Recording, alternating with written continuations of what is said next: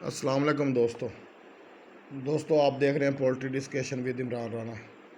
دوستو حسب واحدہ لیئر کی ریئرنگ سے متعلق ویڈیوز بنانے کا سلسلہ شروع کیا ہوا ہے اور باقاعدہ یہ نمبرنگ کے حساب سے ہم ویڈیو بنائیں گے، اور یہ صرف لیئر کی ریئرنگ سے متعلق نہیں ہے، یہ دیسی چوزوں یا دوسری دیسی نسلوں کے متعلق بھی یہ ایسے ہی اس کی ریئرنگ ہوتی ہے۔ دوسرے چوزوں کی بھی لیئر اور دوسری انڈے دینے والی تمام مرغیوں کی ریئرنگ تقریباً ملتی جلتی ایک جیسی ہوتی ہے۔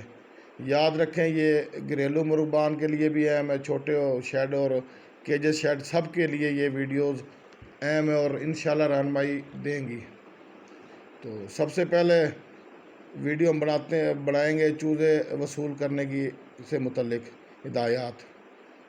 تو دوستو چوزہ وصول کرنے سے پہلے آپ اپنے شیڈ کی اچھی طرح سے واشنگ کریں، صفائی کریں، سارے شیڈ میں چونا کریں آپ، اور اس کے بعد چاولوں کی توڑ ڈالیں، برادہ جسے ہم بولتے ہیں، اور فارمولین اور پنکی اور فارمولین کی آپ فیومیگیشن کریں گے۔ کسی کھلے برتن میں 1 لیٹر فارمولین آدھا کلو پنکی ملا کے آپ شیڈ کے اندر رکھ دیں گے۔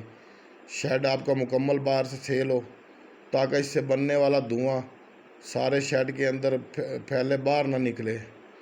جراثیموں کو ڈس انفیکٹڈ کرنے کے لیے سب سے بہترین اور پرانا یہ عمل ہے۔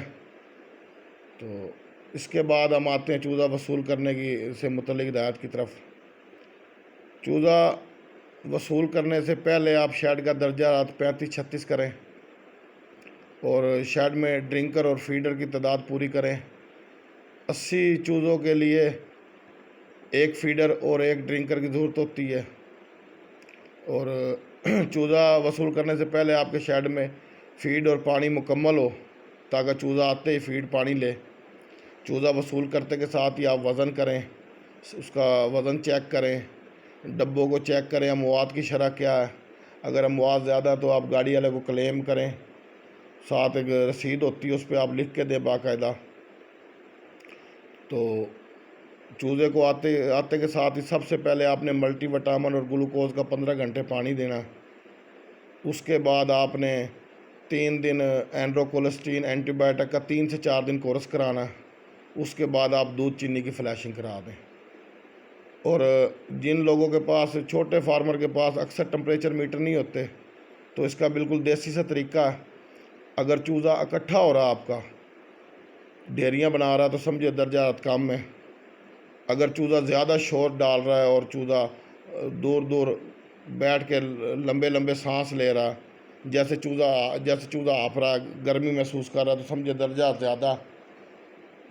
اگر چوزہ اپنا سکون سے فیڈ پانی لے رہا ہے، شیڈ میں دوڑ رہا تو سمجھیے درجہ آپ کا بالکل ٹھیک ہے۔ اور اس کا آپ مینجمنٹ چیک کرنے کا بھی ایک دیسی سا طریقہ ہے۔ 24 گھنٹے کے بعد آپ چوزے کا کراپ یعنی کہ پوٹے کو چیک کریں۔ اگر 90% چوزوں کے پوٹے فیڈ سے فل ہیں تو سمجھیں آپ کی مینجمنٹ بہت اچھی ہے۔